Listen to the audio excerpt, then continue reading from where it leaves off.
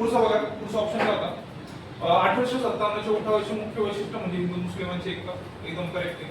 1857च्या वेळेस हिंदू आणि मुस्लिम दोघं एकत्र होते आणि कांद्याला कांदा लावून रडले होते. मेन म्हणजे इव्हन त्या ठिकाणी इंग्रजांसमोर फेस कोणता आणायचा, त्याच्यामुळे त्यावेळेस ते एक नवाब होते, खूप फेमस आहे, आता पुढे येणार आहे, तर त्यांना त्यांनी फेस बनवण्याचं पण ठरवलेलं होतं.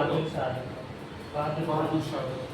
तर मग आता त्या गोष्टीला आपण हळूहळू टच करणार आहे, पण ही गोष्ट पण बरोबर आहे. शेवटचं बघा, लखनौ येथील 1857च्या उठावाचे नेतृत्व बेगम ताज यांनी केले. खूप त्यांनी एकदम भारी टेक्निक लावली. लखनौ येथील उठावाचे नेतृत्व बेगमने केले होते, पण तिचं नाव बेगम ताज नव्हतं, तिचं नाव बेगम महल होतं. हा, बेगम हजरत महल असं तिचं नाव होतं. मग त्यांनी काय केलंय, महल आणि ताज हे दोघं एकमेकांसारखेच म्हणून त्यांनी त्याला रिप्लेस करून टाकले. म्हणजे शेवटचं उत्तर विधान चुकीचं आहे. So 4th is our right answer. आणि एवढे जे फॅक्ट्स आहेत त्याच्याबद्दल तुम्हाला जे जे कळलं ना ते लिहित जायचं. हा, अजून आता एक स्टेटमेंट अजून लिहून घेऊया, तिथे लिहा खाली उत्तरामध्ये. पहिल्यांदा सौथला राईट मार्क करा, त्याच्या खाली लिहा लखनौ येथील 1857च्या उठावाचे, लखनौ येथील 1857च्या उठावाचे नेतृत्व, लखनौ येथील 1857च्या उठावाचे नेतृत्व बेगम हजरत महल यांनी केले होते. बेगम हजरत महल यांनी केले होते. सो हा करेक्ट ऑप्शन आहे. तर याच्या पुढे जर विचारलं ठीक आहे. सेकंड क्वेश्चन घेऊया. दुसरा घ्या.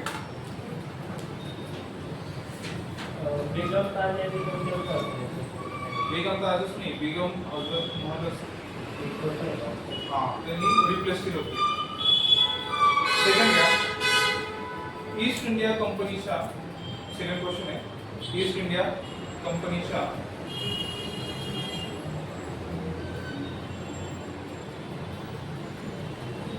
भारतातील केवळ सत्ता विस्तारावर भारतातील केवळ सत्ता विस्तारावर तो खुश नव्हता. ईस्ट इंडिया कंपनीच्या भारतातील केवळ सत्ता विस्तारावर तो खुश नव्हता. तो खुश नव्हता. ईस्ट इंडिया कंपनीच्या भारतातील केवळ सत्ता विस्तारावर तो खुश नव्हता. त्याला कंपनीची सत्ता भारतात मजबूत करायची होती. त्याला कंपनीची सत्ता भारतात मजबूत करायची होती.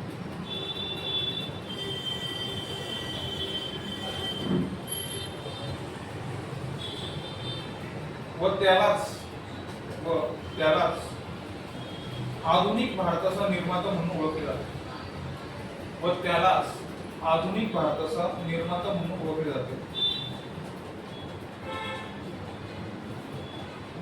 व त्यालाच आधुनिक भारताचा निर्माता म्हणून ओळखले जाते. अशी व्यक्ती खालीलपैकी कोण? अशी व्यक्ती खालीलपैकी कोण?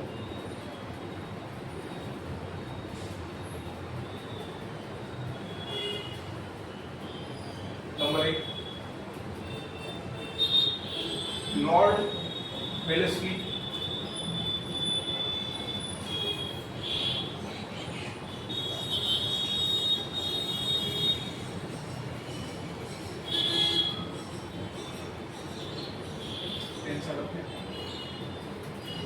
स्पेलिंग इथे Lord Wellesley.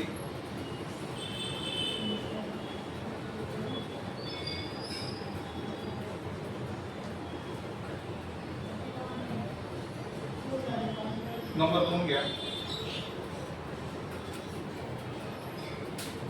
Lord Ripon. Lord Ripon.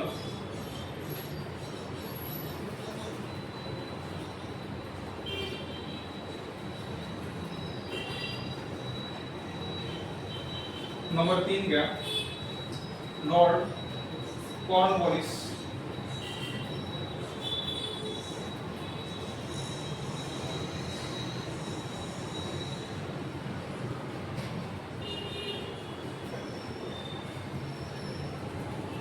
Lord Cornwallis. Number 4 घ्या, लॉर्ड डलहौसी.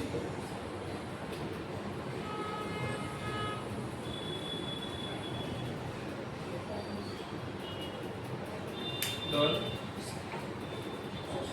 कोणाला म्हणतात रे भारताचा निर्माता? डलहौसी. का बरं म्हणतात? काय काय केलं होतं सांगा. ठीक आहे, रेल्वे आणला होता, डाक आणला होता, अजून काय तसं प्रतिबंधित प्रथा याच्या काळात बदलल्या. विधवा पुनर्विवाह कायदा त्याच्या काळात आणला होता. अजून एक महत्त्वाचं काम आहे. आज ज्याला तुम्ही PWD म्हणता, सार्वजनिक बांधकाम विभाग, त्याचं काम किंवा त्याचा पाया सुद्धा त्यांनी टाकला.